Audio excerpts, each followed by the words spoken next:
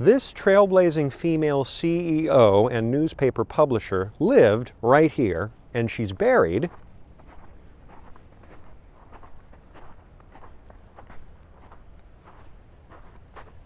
right here. And I'll tell you everything in between in today's episode.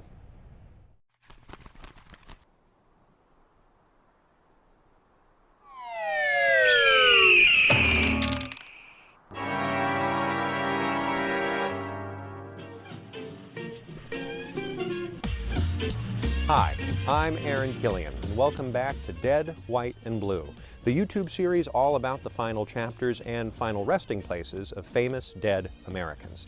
Today, we continue our exploration of Washington, D.C.'s Oak Hill Cemetery by giving you the scoop on the passing of Katharine Graham, the trailblazing owner and publisher of the Washington Post newspaper. First, let's find out about Graham's life before death.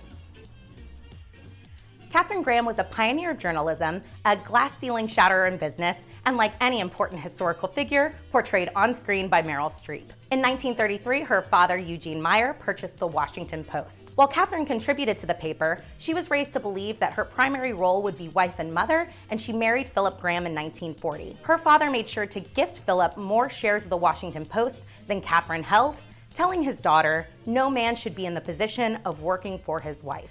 Philip was brilliant and dynamic. He was also a manic depressive, an alcoholic, and a philanderer who would take his own life in 1963. Katharine, 46 years old and a mother of 4, would take over the reins as publisher, making her only the second woman in America to publish a major city's newspaper. She would head the paper during some of its most important moments, going up against the Nixon administration, blowing the lid off of Watergate, and publishing the Pentagon Papers. As her Washington Post company grew, in 1972, Graham became the first female CEO of a Fortune 500 company. She would go on to write a Pulitzer Prize-winning autobiography, be awarded just about every prize for journalism that exists, and was a mainstay DC insider until her passing.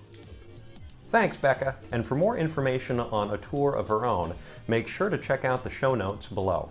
All right, let's get 6 feet deep on Katharine Graham. Katharine Graham died from head injuries after suffering a fall. She passed away on Tuesday, July 17, 2001 in Boise, Idaho. She was 84 years old. Her death came unexpectedly. On Saturday, July 14, 2001, she was in Sun Valley, Idaho, attending a summertime conference of media and business leaders alongside her son and fellow Washington Post company executive Donald Graham. During a period of downtime, Graham was on her way to play bridge with a group of friends when she suffered a fall on the sidewalk of a condominium complex. She struck her head and was knocked unconscious, subsequently falling into a coma. She was taken first to St. Luke's Hospital in the Sun Valley area and then by helicopter to St. Alphonsus Regional Medical Center in Boise, where she received emergency surgery. Her remaining children rushed to her bedside as Graham was listed in critical condition and placed under intensive care. She would not regain consciousness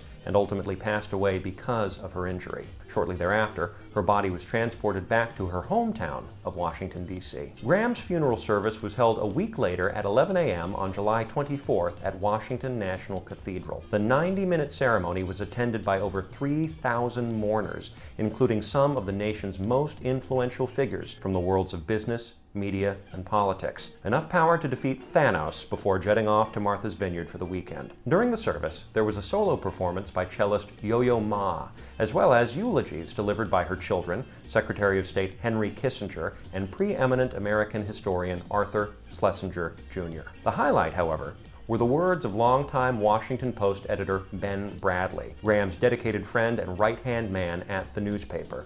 Here are his closing remarks. In another Christmas letter, she said, "It is a pleasure to do business with you," which was the understatement of my lifetime. And she closed one letter by reminding me that the all-important thing is to continue to have fun en route. I send you a big hug, a kiss, and a goose. Whoever got a better Christmas present than that? She was a spectacular dame, and I loved her very much. At the end of the service, Graham's casket was borne out of the cathedral as America the Beautiful was sung. Soon after, her remains were laid to rest at Oak Hill Cemetery in a private ceremony. The newspaper world mourned Graham's passing. The Post's great rival, the New York Times, wrote of Katharine Graham's impact, saying, "As a transitional woman, with all the pain and late blooming that implies, Katharine Graham helped bring us out of a very different past. Because we are all in transition to an equality no one has ever known, she will be a touchstone for the future." Her own paper, The Washington Post, said, "Graham, who lived a revolutionary life in the service of venerable ideals, might have appreciated the fine balance of timeliness and timelessness that marked her funeral Monday. It was the same balance she struck while living." Graham was survived by her 4 children, and her assets were divided among them. The Washington Post Company, family-owned since 1933, would change hands in 2013, when the Graham family ultimately decided to sell to a holding company controlled by Amazon mogul Jeff Bezos for $250 million. The year following her death, President George W. Bush posthumously awarded Graham the nation's highest civilian honor, the Presidential Medal of Freedom. Her Pulitzer Prize-winning autobiography, Personal History, is regarded among the best books of its kind. More recently, Graham enjoyed the big screen treatment in 2017 when she was portrayed by Meryl Streep in Steven Spielberg's The Post, a role which garnered Streep an Oscar nomination. Big surprise. How many does she have now? 28? 29? Now, let's see where she's buried.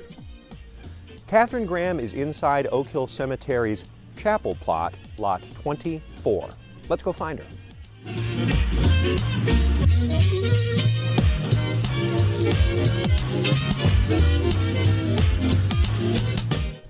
Here she is. Let's have a discussion of grave importance, shall we?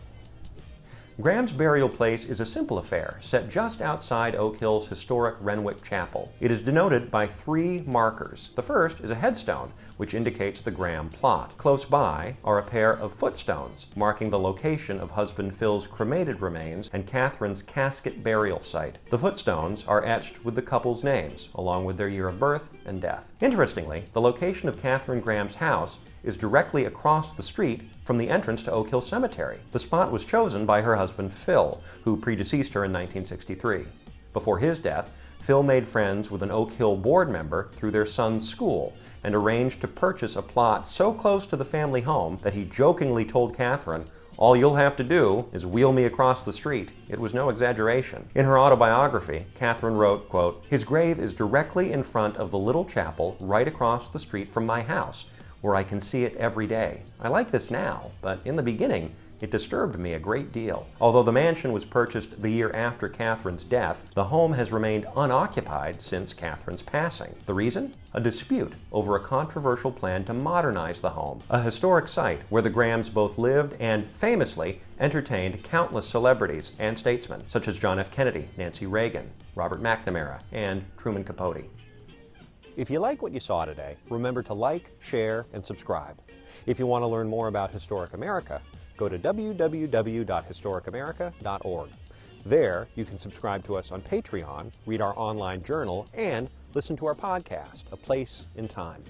If you plan on being in the D.C. area or one of our other cities in the future, you can also book a tour with us. We have a diverse menu of multi-sensory tour options to choose from.